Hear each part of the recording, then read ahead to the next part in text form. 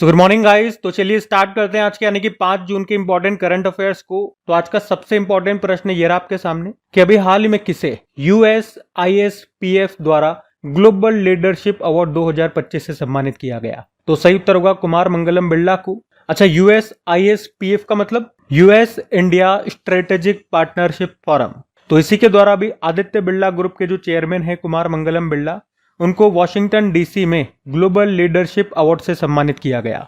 तो उनको अमेरिका में निरंतर निवेश और रोजगार के माध्यम से अमेरिका भारत संबंधों को आगे बढ़ाने में उनके योगदान के लिए अभी इस सम्मान से सम्मानित किया गया है। और आपको बता दूं कि उनके ग्रुप ने अमेरिका में $15 बिलियन से अधिक का निवेश किया है। और वैसे उनके अलावा ये जो सम्मान है ये IBM कंपनी के जो चेयरमैन हैं भारतीय मूल के अरविंद कृष्णा, और हिताची कंपनी जो जापान की है उसके जो कार्यकारी अध्यक्ष हैं तोशियाकी हिगाशियाहारा, इनको भी ये सम्मान दिया गया है। अब अवार्ड वाला प्रश्न है, चलो कुछ और इंपॉर्टेंट अवार्ड्स में आपको रिवाइज करवाता हूँ। एक हमने पढ़ा था लता दीनानाथ मंगेशकर पुरस्कार 2025, ये भी अभी दिया गया कुमार मंगलम बिरला। और आज वाला जो हमने प्रश्न पढ़ा उसका भी उत्तर था कुमार मंगलम बिरला। मधुसूदन साई, इनको मानवीय प्रयासों के लिए अभी फिजी देश का सर्वोच्च सम्मान मिला था, companion of the order of Fiji. और अभी 72वें मिस वर्ल्ड फेस्टिवल जो अभी हैदराबाद में हुआ था उसमें प्रतिष्ठित मानवतावादी पुरस्कार से सम्मानित किया गया सोनू सूद को। अब आप लोग बताना अभी मिस वर्ल्ड का खिताब किसने जीता और वो किस देश की है। अभी परसों के दिन ही हम लोगों ने पढ़ा था। उसके अलावा 2025 यूनेस्को गिलर्मो कैनो विश्व प्रेस स्वतंत्रता पुरस्कार ला प्रेंस को दिया गया। और ये क्या है, ये निकारागुआ का 100 साल पुराना अखबार है। उसके अलावा वर्ल्ड ज्यूरिस्ट एसोसिएशन के द्वारा मेडल ऑफ ऑनर से सम्मानित होने वाले पहले भारतीय वकील कौन बन गए, भुवन रिबू बन गए। और वर्ल्ड फूड प्राइज 2025 ये दिया गया मारियांगेला हुंगरिया को जो ब्राजील से हैं। उसके अलावा 2025 के लिए अंतर्राष्ट्रीय बुकर पुरस्कार बानू मुश्ताक को दिया गया, भारतीय लेखिका हैं, उनके नॉवल हार्ट लैम्प के लिए जो मूल रूप से कन्नड़ भाषा का है। और ये अवार्ड जीतने वाली ये पहली कन्नड़ भाषा की पुस्तक भी है। इसको अंग्रेजी में ट्रांसलेट किया था दीपा भास्ती ने। ठीक है, तो सारे इंपॉर्टेंट अवार्ड से ध्यान में रखना। अगला प्रश्न देखते हैं। फिर अगले में पूछ रहे हैं अभी हाल ही में 51वां वार्षिक G7 शिखर सम्मेलन 2025 कहां पर आयोजित किया गया। तो आंसर हो जाएगा कनाडा में। G7 समिट 2025 की हम लोग बात कर रहे हैं। इस बार इसका ये 51 नंबर का एडिशन हुआ, अभी मतलब होगा इसी महीने 15 से लेकर 17 जून 2025 तक होगा। कहां पे होगा? कनाडा में। कनाडा के अल्बर्टा के कनान सकीस नामक स्थान में इसका आयोजन होगा और दूसरी बार यहाँ पर इसका आयोजन होगा। इससे पहले 2002 में भी इसका आयोजन यहाँ पे हो चुका है। और मैं आपको बता दूं कि कनाडा के साथ चल रहे कूटनीतिक तनाव के कारण भारत इस बार इसमें हिस्सा नहीं लेगा। और वैसे G7 में बात करें कौन कौन से 7 देश इसमें आते हैं, ट्रिक मैंने आपको कई बार बताया है, गर्लफ्रेंड को जूस पिलाना है। GF मतलब जर्मनी, F से फ्रांस, जूस J से हो जाएगा जापान, U से हो जाएगा USA, I से इटली, C से कनाडा और ये हो जाएगा इंग्लैंड यानी कि UK। और ये पॉइंट भी नोट करना, 1975 में G7 शिखर सम्मेलन की स्थापना के बाद से ये शिखर सम्मेलन 50 वर्ष का हो रहा है। ठीक है, तो इस बार का जो G7 समिट है 2025 वाला कहां पर हो रहा है? कनाडा में। और पिछले साल G7 समिट कहां पे हुआ था? इटली में हुआ था। इसके अलावा अभी G20 समिट 2025 इसको होस्ट कर रहा है साउथ अफ्रीका, ब्रिक्स समिट को होस्ट कर रहा है ब्राजील, और क्वाड समिट इस बार ये भारत में होगा। और आसियान समिट 2024 वाले की बात कर रहे हैं भाई। 2025 वाले जो एडिशन अभी तक क्लियर हो चुके हैं वो तो मैं आपको बता रहा हूँ, बाकी सारे 2024 वाले बताऊंगा।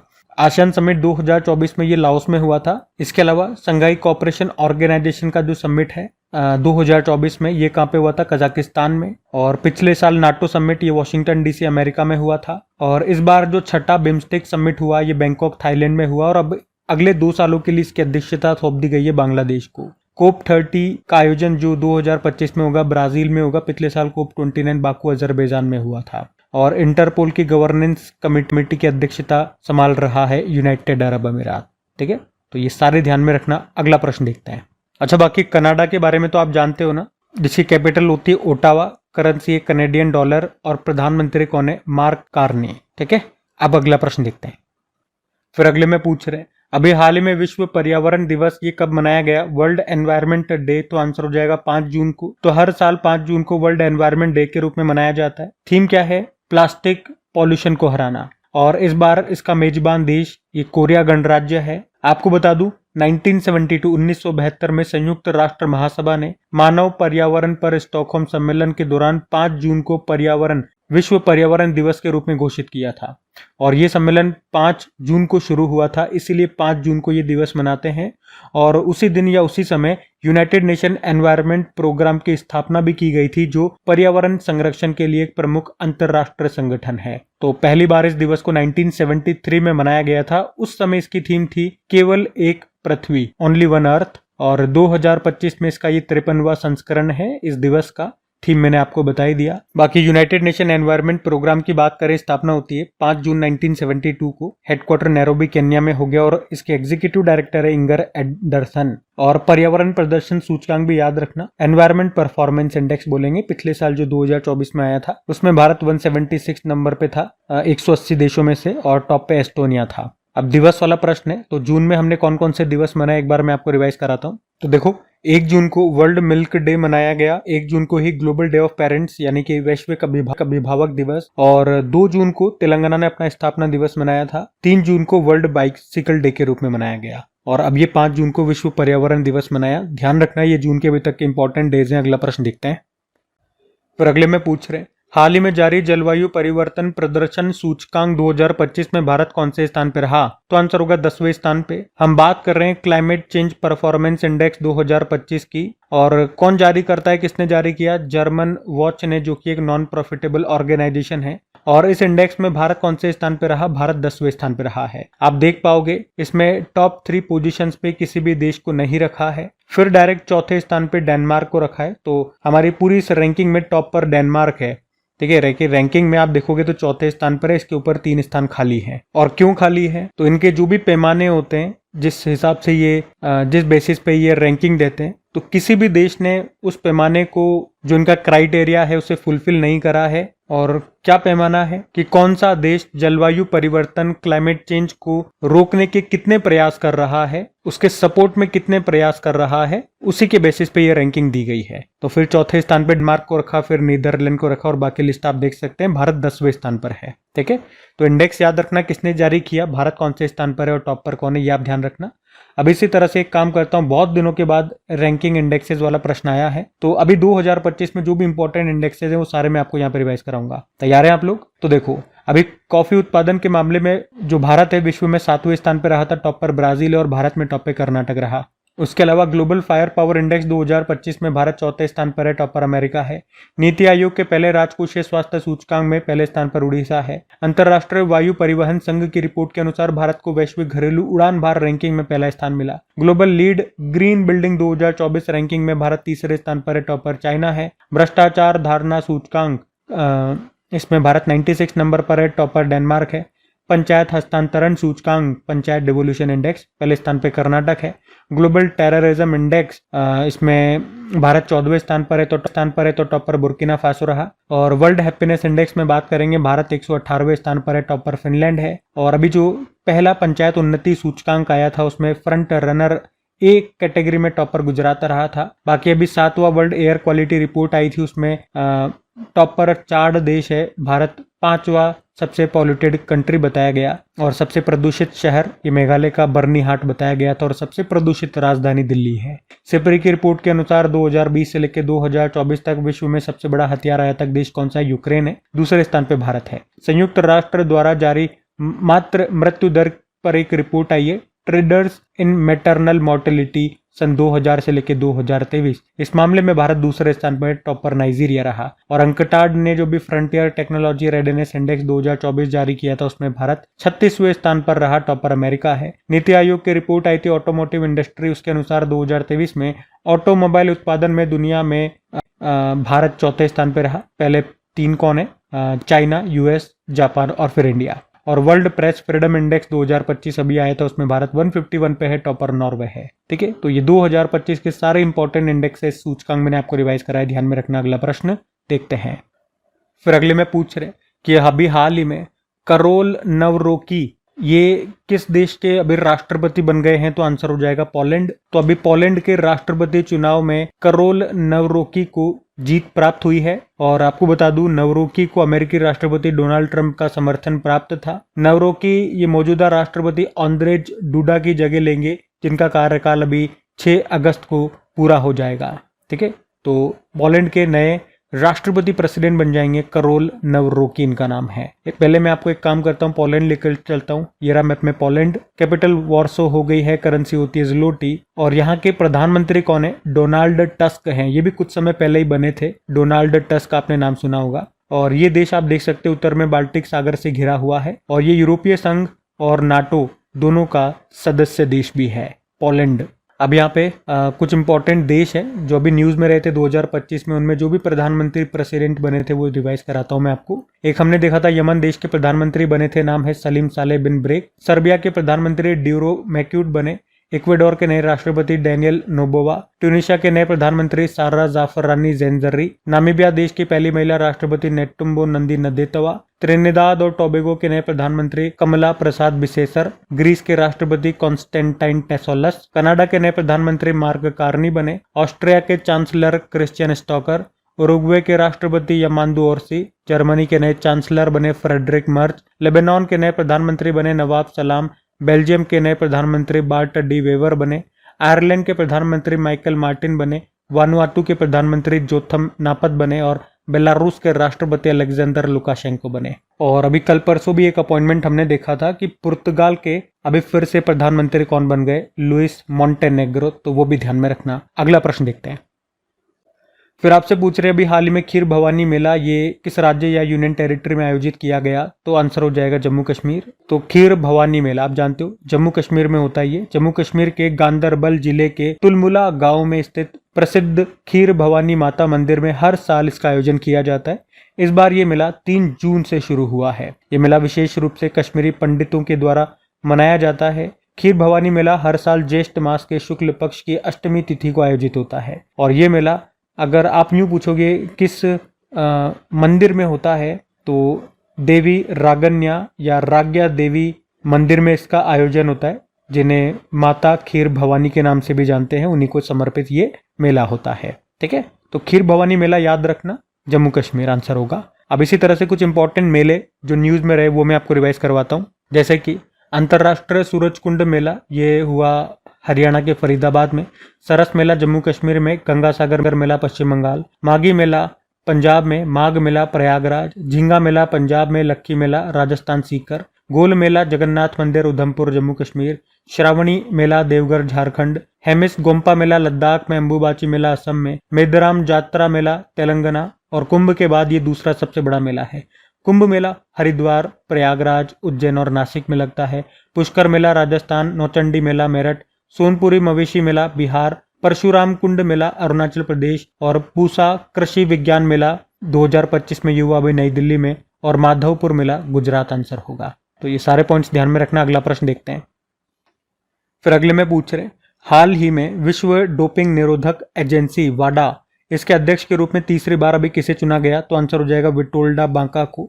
विटोल्डा बांका तीसरी बार वर्ल्ड एंटी डोपिंग एजेंसी के अध्यक्ष बने हैं। और यांग को फिर से उपाध्यक्ष चुना गया है। वर्ल्ड एंटी डोपिंग एजेंसी स्थापना होती है 1999 में। हेडक्वार्टर मॉन्ट्रियल कनाडा में है। ये खेलों में डोपिंग रोकने के लिए काम करती है। तो सिंपल सा आपको ये अपॉइंटमेंट वाला प्रश्न है। नाम इंपॉर्टेंट है, ध्यान रखना। कुछ इंपॉर्टेंट अपॉइंटमेंट्स मैं आपको रिवाइज कराता हूँ। ये सारे 2025 वाले इंपॉर्टेंट हैं।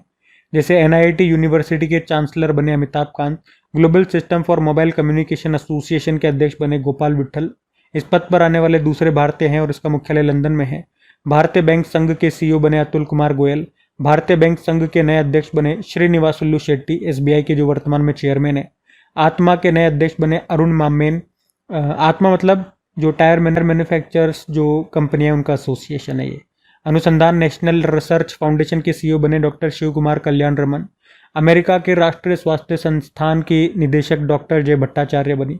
प्रधानमंत्री नरेंद्र मोदी के निधि सचिव पर्सनल सेक्रेटरी बनी निधि तिवारी। और प्रधानमंत्री नरेंद्र मोदी के प्रधान सचिव प्रिंसिपल सेक्रेटरी ये बन गए अभी शक्तिकांत दास, जो कि RBI के पूर्व गवर्नर है। इनके अलावा एक और हैं PK मिश्रा।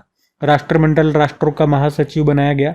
कॉमनवेल्थ नेशंस की सेक्रेटरी जनरल शर्ली बोचवे घाना देश की हैं। इस पद पर आने वाली पहली अफ्रीकी महिला है। एशियन क्रिकेट काउंसिल के अध्यक्ष मोहसिन नकवी बने पाकिस्तान के हैं। Pension fund regulatory and development authority के अध्यक्ष शिव सुब्रमण्यम रमन बने। भारत के नए चीफ जस्टिस बन गए BR गवई 52 नंबर के। ठीक है, तो सारे इंपॉर्टेंट अपॉइंटमेंट से ध्यान में रखना। अगला प्रश्न देखते हैं। फिर अगले में पूछ रहे हैं, अभी कौन सा देश दुश्मन ड्रोन को लेजर हथियार से मार गिराने वाला पहला देश बन गया है? तो आंसर हो जाएगा इजराइल। तो अभी हाल ही में इजराइल ये दुनिया का पहला देश बन गया है।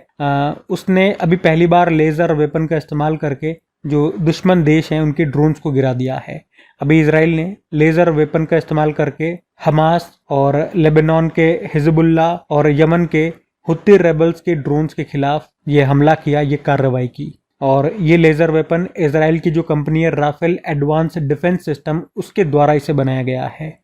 इस लेजर में हाई एनर्जी बीम का यूज किया जाता है ताकि ये टारगेट को हिट करे और हिट करते वो नष्ट हो जाए। अच्छा, यहाँ पे मैं आपको लेजर से ही संबंधित कुछ और प्रश्न रिवाइज करवाऊंगा, लेकिन पहले इजराइल में आपको लिख करके चलता हूँ। ये रहा मैप में इजराइल। कैपिटल जेरूसलम होती है, कई देशों ने इससे मान्यता नहीं दे रखी है, लेकिन यही हम पढ़ते हैं। और करेंसी न्यू शेकिल होती है। प्रेसिडेंट है इसहाक हरजोग और प्रधानमंत्री हैं बेंजामिन नेतन्याहू। देखो, लेजर की बात करें, पहले तो फुल फॉर्म याद रखना। ये फुल फॉर्म डायरेक्ट एग्जाम में आती है, साइंस का प्रश्न है क्योंकि ये light amplification by stimulated emission of radiation. और आपको याद होगा स्वीडन की एक कंपनी है साब, ये भारत में अभी हिंदुस्तान एरोनॉटिकल लिमिटेड के साथ मिलकर एडवांस लेजर वार्निंग सिस्टम बनाएगी। और DRDO ने स्वदेशी लेजर हथियार दुर्गा 2 का परीक्षण किया था। Iron beam missile defence system ये इजराइल का है, लेजर बेस्ड है। और ब्रिटेन के लेजर वेपन का नाम क्या है? Dragon fire. Helios laser weapon ये अमेरिका का है। और भारत जो है ये laser directed energy weapon system जिसका नाम है MKIIA का परीक्षण करने वाला चौथा देश बन गया है। कहां पर किया था? आंध्र प्रदेश के कुर्नूल में DRDO ने किया था। तो लेजर से सारे ये करंट अफेयर्स के प्रश्न ध्यान में रखना। अगला प्रश्न देखते हैं। फिर अगले में पूछ रहे कि अभी हाल ही में जापान को पीछे छोड़कर दुनिया का सबसे बड़ा ऋणदाता देश कौन सा बन गया है? तो आंसर होगा जर्मनी। तो जर्मनी ने अभी 34 साल बाद जापान को पीछे छोड़ दिया है और दुनिया का सबसे बड़ा ऋणदाता देश बन गया है। एक्चुअली जापानी येन के मुकाबले यूरो में 5% की वृद्धि हुई है, जिससे जर्मनी की विदेशी संपत्तियों का मूल्य बढ़ गया है। अब बात जर्मनी की है तो ये रहा मैप में जर्मनी। कैपिटल हो गई बर्लिन, करेंसी हो गई यूरो, प्रेसिडेंट है फ्रैंक वॉल्टर स्टेनमेयर, चांसलर बने थे नए फ्रेडरिक मर्ज। और जर्मनी की संसद को क्या कहते हैं? बुंडेस्टैग कहते हैं, बुंडेस्टैग। बाकी कुछ और प्रश्न जर्मनी से देखो। अभी प्लास्टिक खाने वाले कवक की खोज ये जर्मनी के वैज्ञानिकों ने की थी। जर्मनी अभी साउथ कोरिया में संयुक्त राष्ट्र कमांड में 18वां सदस्य बना था। दुनिया में पहली सेल्फ ड्राइविंग ट्रेन ये जर्मनी में बनी। दुनिया की पहली हाइड्रोजन संचालित ट्रेन शुरू हुई जर्मनी में ही। संयुक्त राष्ट्र कमांड में 18वां सदस्य देश बना था जर्मनी। ये ऊपर पढ़ा दिया मैंने, वही है। और world deaf shooting championship 2024 Germany के हनोवर शहर में हुई थी। जर्मनी की जेनी अर्पेनबेक के उपन्यास कायरोस ने 2024 में इंटरनेशनल बुकर पुरस्कार जीता था। यूरोपियन कमीशन के president Ursula von der Leyen है, जर्मनी से हैं। और अभी चौथा नो मनी फॉर टेरर सम्मेलन ये हुआ था अभी फरवरी 2025 में म्यूनिक जर्मनी में। ठीक है, तो जर्मनी से ये सारे प्रश्न ध्यान में रखना। अगला प्रश्न देखते हैं। फिर अगले में पूछ रहे हाल ही में Ulan butter open 2025 wrestling series में अभी भारत ने टोटल कितने मेडल जीते? तो आंसर हो जाएगा 21। तो अभी उलान बटर ओपन कुश्ती चैंपियनशिप 2025 की हम बात कर रहे हैं। अभी 29 मई से लेके 1 जून 2025 तक ये हुआ। और कहां पर हुआ? मंगोलिया की कैपिटल उलान बटर में। भारत ने टोटल 21 मेडल जीते, जिसमें 6 गोल्ड हैं, 7 सिल्वर हैं और 8 ब्रोंज हैं। और इनमें 6 गोल्ड जो भारत लेकर के आए वो गोल्ड वाले नाम मैं आपको बता देता हूँ। ऋतिका, अंतिम पंगाल, न्यू सांगवान, मुस्कान, हर्षिता और अनिल मोर। और आपको बता दूं 2025 में यूनाइटेड वर्ल्ड रेसलिंग के द्वारा ये तीसरी श्रृंखला आयोजित की गई थी। मतलब पूरी सीरीज चल रही है। इस सीरीज में पहली जो चैंपियनशिप है ये इसी साल फरवरी में हुई थी जाग्रेब, क्रोएशिया में। और इस सीरीज का दूसरा जो मैच है, दूसरी जो चैंपियनशिप है वो फरवरी मार्च में हुई थी तिराना, अल्बानिया में। अभी ये तीसरी हो गई है उलान बटर, मंगोलिया में। और अब चौथी और अंतिम होगी जुलाई में हंगरी के बुडापेस्ट में। ठीक है, यूनाइटेड वर्ल्ड रेसलिंग की बात करें, हेडक्वार्टर स्विट्जरलैंड में और हेड है निनाद लालोविक जो कि सर्बिया से है। ठीक है, बाकी ये थी आज की हमारी करंट अफेयर्स की क्लास। कमेंट करके जरूर बताइएगा सेशन आपको कैसा लगा, अच्छा लगा हो तो प्लीज वीडियो को सपोर्ट जरूर कीजिएगा, इसे अपने दोस्तों के साथ में स्टडी ग्रुप में शेयर जरूर करना। वीडियो को लाइक नहीं किया तो लाइक कर देना। बाकी आपकी प्रैक्टिस के लिए इसका डेली क्विज बनाया जाता है एमसीक्यू फॉर्मेट में, कहाँ पे अपनी क्रेक एग्जाम एप्लीकेशन पे, जिसका लिंक नीचे डिस्क्रिप्शन बॉक्स में भी है। और क्रेक एग्जाम एप्लीकेशन और डायरेक्ट उसे आप गूगल प्ले स्टोर से भी इंस्टॉल कर सकते हैं। तो चलिए अभी कल के करंट अफेयर्स का क्विक रिवीजन कर लेते हैं और सेशन एंड करते हैं फिर। तो पहला प्रश्न पूछा था अभी आईपीएल का खिताब किसने जीत लिया, आरसीबी ने। फिर पूछा 80वें संयुक्त राष्ट्र महासभा सत्र का अध्यक्ष चुना गया, एन्नालेना बैरबॉक। ग्लेशियर के संरक्षण पर अंतर्राष्ट्रीय सम्मेलन 2025 ये हुआ ताजिकिस्तान में। और किस फुटबॉल क्लब ने 2024-25 यूईएफए चैंपियंस लीग को जीत लिया, पेरिस सेंट जर्मेन। अंतर्राष्ट्रीय वायु परिवहन संघ, इसकी अभी 81वीं वार्षिक बैठक कहां पर हुई, नई दिल्ली में। ध्रुव पहल किसने शुरू की, भारतीय डाक विभाग ने। संयुक्त राष्ट्र विश्व पर्यटन संगठन वर्ल्ड टूरिज्म ऑर्गेनाइजेशन की पहली महिला महासचिव बनी है शेखा नासर अल नोवेस। उसके अलावा किस देश ने रशिया पर ऑपरेशन वेब स्पाइडर के तहत हमला किया, Ukraine. Airport council international Asia प्रशांत और मध्य पूर्व की 2024 एयर कनेक्टिविटी रैंकिंग में शामिल भारत का एकमात्र हवाई अड्डा कौन सा है, इंदिरा गांधी इंटरनेशनल एयरपोर्ट। और आखिरी प्रश्न था एशियन डेवलपमेंट बैंक ने भारत के शहरी विकास को बढ़ावा देने के लिए कितने बिलियन डॉलर देने की घोषणा की, 10 बिलियन डॉलर। चलो कल का भी होमवर्क प्रश्न देखते हैं और सेशन एंड करते हैं। तो कल आपसे पूछा था अभी किसे ग्लोबल टीचर प्राइज से सम्मानित किया गया, तो आंसर होगा मंसूर अल मंसूर को। आप सभी ने प्रश्न का बिल्कुल सही उत्तर दिया। अब ये आज का आपका होमवर्क प्रश्न है।